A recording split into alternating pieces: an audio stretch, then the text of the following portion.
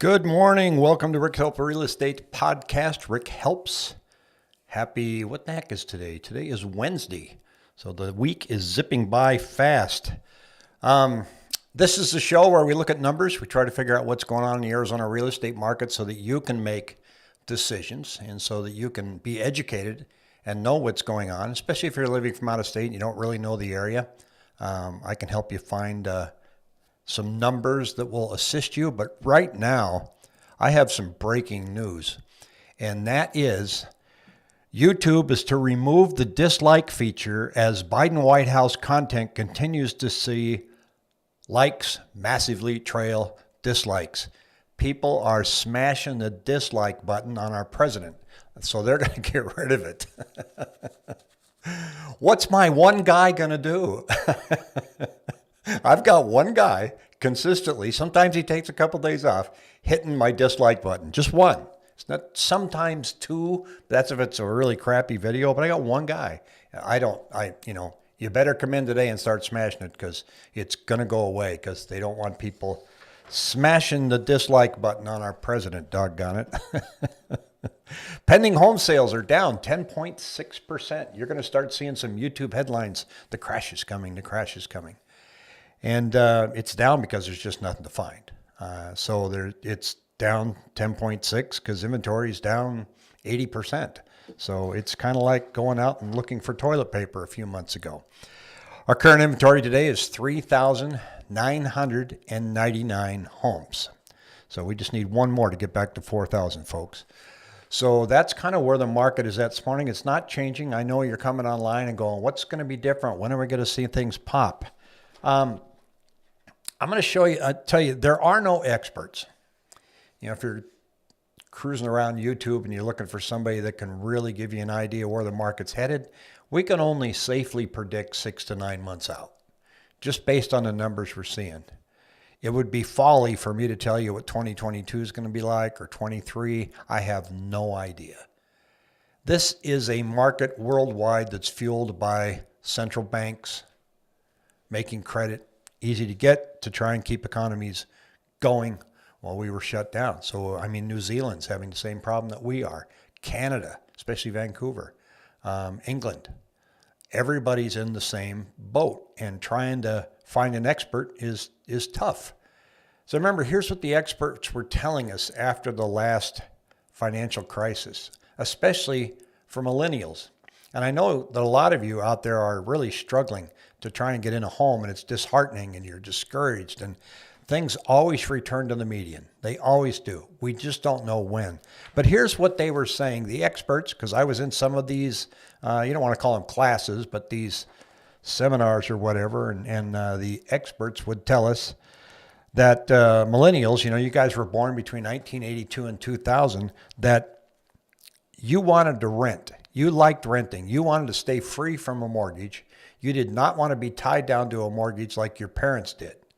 That's what the experts are telling us. You did not want to buy. And in fact, you wanted to live downtown. The general consensus was millennials want to be in the city and they don't even want to have to own a car. You wanted to live downtown. And even if you wanted to buy, you couldn't buy. You had too much student debt. So builders were hesitant, based on all of that general feeling about millennials. They were hesitant to build anything new, and they just weren't feeling like they could build entry-level houses because you didn't want to buy them. You wanted to live downtown, so they built higher-end homes, and not a lot of them. So builders are about 10 years behind nationally. So there was no expert 10 years ago. There's no expert now. What they're telling you now, you know, what people know, you got to take it with a grain of salt. Right now, Phoenix is number one. I know this is a bit of an eye chart. Phoenix, comparing this time last year, we see the following changes. Phoenix up 15.6%. Seattle up 14.3%. San Diego up 14.2%. So the market's on fire everywhere. Due to no inventory.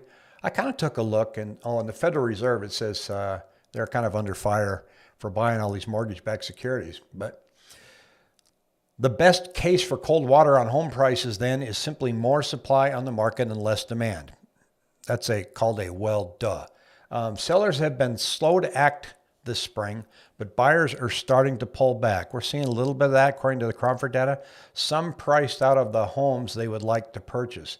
Affordability crunch resulting from strong home price growth and higher mortgage rates will discourage some potential home buyers from entering the market to take some wind out of its sails, slowing the home price growth rate by about a half at the end of 2021, says CoreLogic.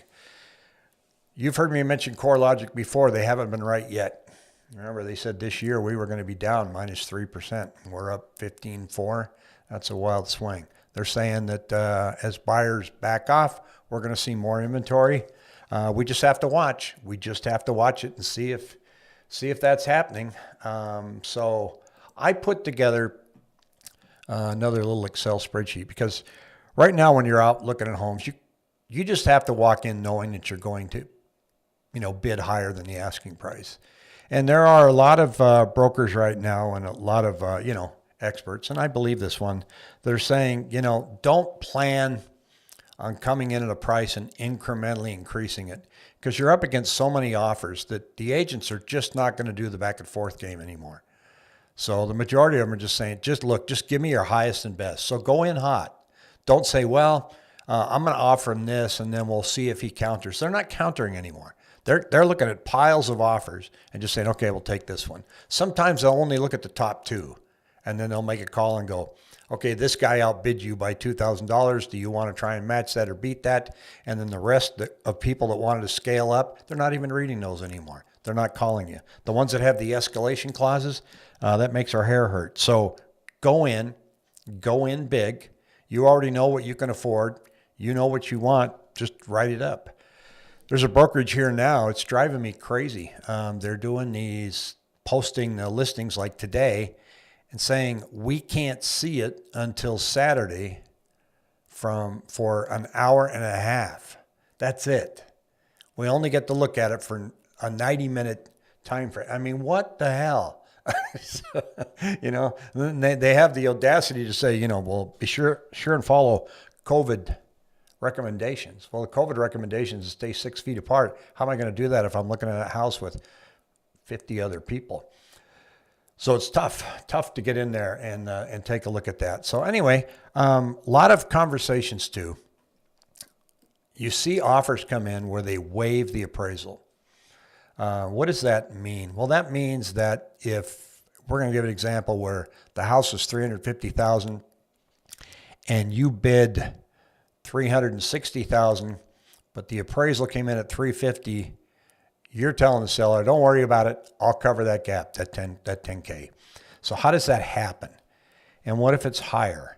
And what if it comes in lower? Well, if it comes in lower than the $350,000, then the seller needs to pony up because they're the ones that have the asking price at $350,000. But I once again built one of my handy dandy little spreadsheets here. So I've got one here. Here's an asking price of $350,000. And we offer them $375,000. It's a difference of $25,000. The appraisal comes in at $365,000. We have a $10,000 gap. So you agreed to waive the appraisal. What does that mean? Well, you offered them $375,000. You're going to give them a down payment of 10%, maybe less, of $37,500, and now you have a loan amount. You just have to come in with an additional amount at closing of $10,000 to cover this gap. So if the appraisal comes in at $370,000, then I'm missing a zero. If I did this in my last career, I'd be fired. I am screwing this up big time. $370,000. There we go. Now the appraisal came in at $370,000. There's a $5,000 gap. You've got to show up at closing with $5,000 extra. Now, what that means, and here's one thing that millennials, you guys born from 1980 to 2000, are really good at right now, is you have saved a boatload of money. As a group, I am impressed by how much money you have saved. And if you're home now and you're discouraged that you can't find a home, just keep saving. Your turn will come. Just don't give up. Just keep saving. your money, because one of these days things will turn and you'll see an opportunity. But so let's just say, and I'm going to make up a number here. Let's say you've managed to save $50,000, $55,000. Do you want to put all of that as a down payment? And you've heard my lender buddy Pat say, don't use it all for your down payment. Have some leverage in there, because rates are cheap. So you don't want to use all of your savings. You're going to want to have some backup. You're going to want to make some improvements to the house, and you need a reserve, so don't eat it all up. But if you've got $55,000 in the bank and you're going to buy this house for $350,000, don't put the entire $50,000 down for the down payment. Put maybe $25,000 down on your down payment. Now you can write an offer with an appraisal gap, and you can cover that gap if you have to. There's always different math that shows up when a market's very tight and very competitive. People start doing different things and getting creative.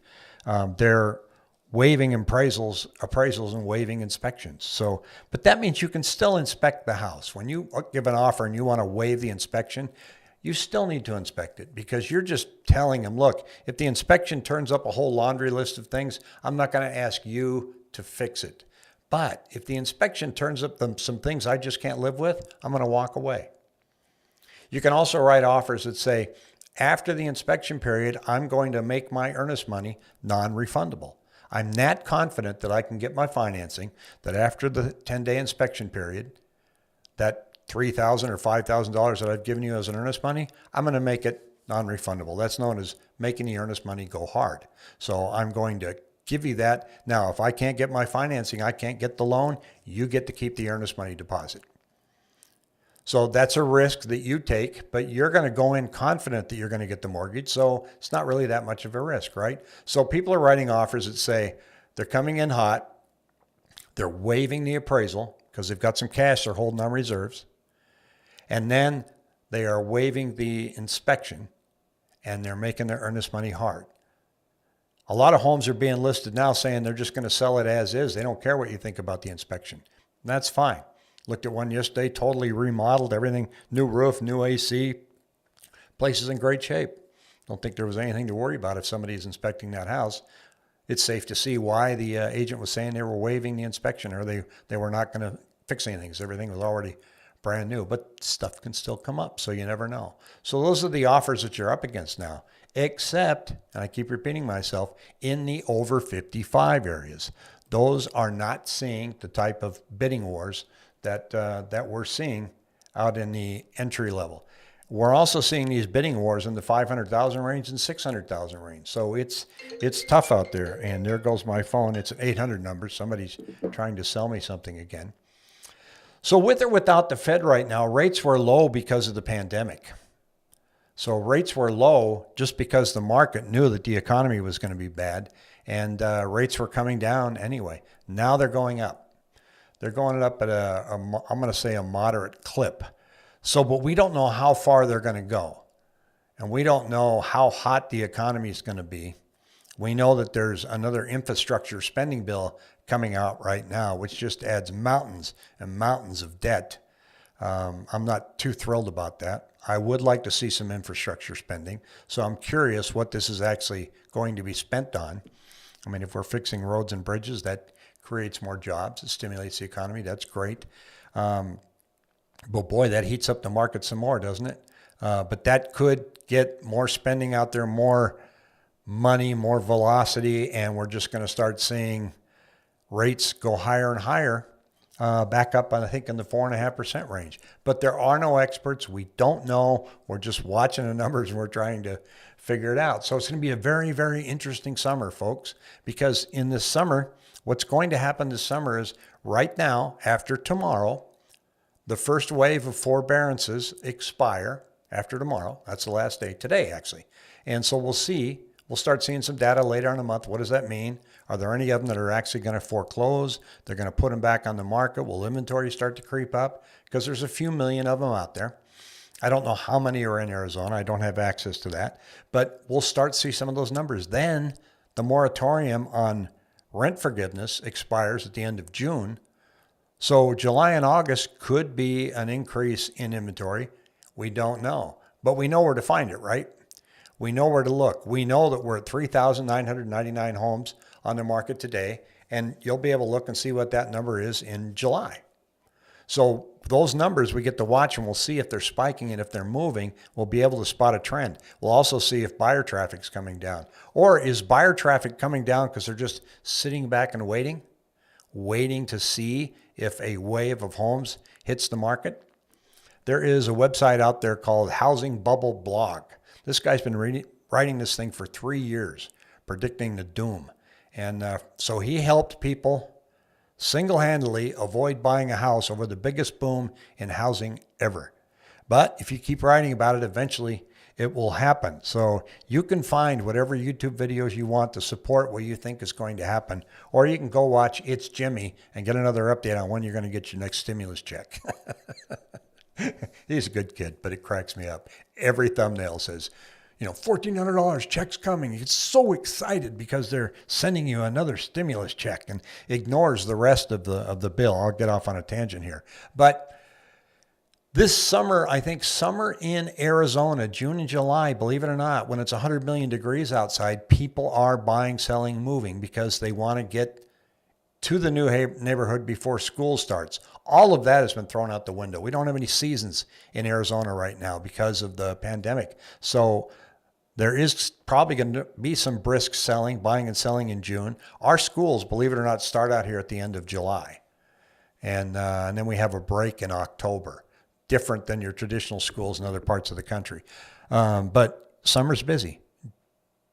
June and July, there's a lot of trading going on. So if we add to that homes that come on the market because the rent moratorium's over, and we start seeing another wave at the end of June of some pre-foreclosures or some homes entering their forbearance period, we might see some relief, but we don't know. Half of the forbearance homes, if they hit the market all at once, still doesn't put us up to normal. So I don't see that being our solution. So anybody's guess what's going to happen.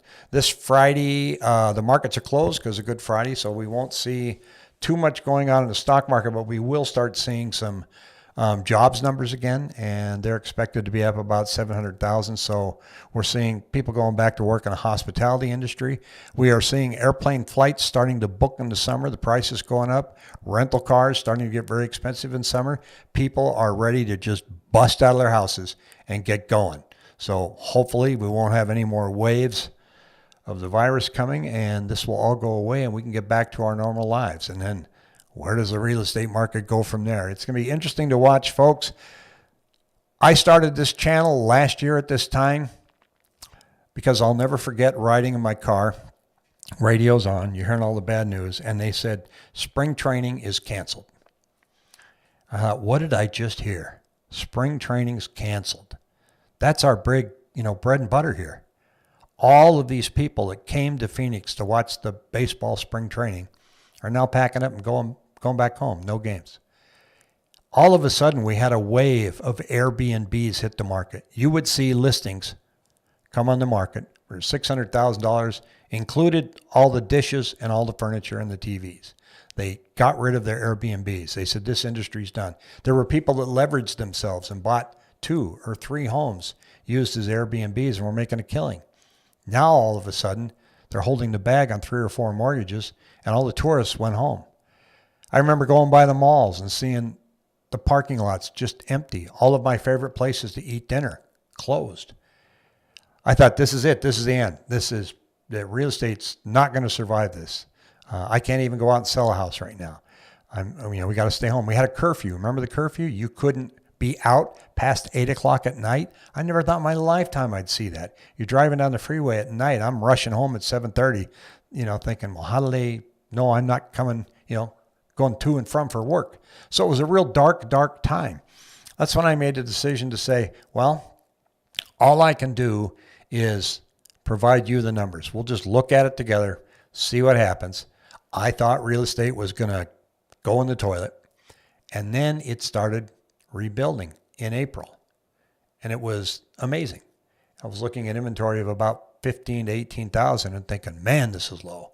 And today we're 3,999. That's low. So we just watched the numbers together. So, so that you can know what's going on and be a hit at cocktail parties. But so I made a conscious decision to just put these videos out. I had somebody give me a bad time yesterday on YouTube saying, don't count on making any money, making a living from YouTube. I'm not making a living from YouTube. So I'm still buying and selling homes. So stay tuned. Numbers change. You'll be the first one to see it. Have a good hump day and take on the day, will you?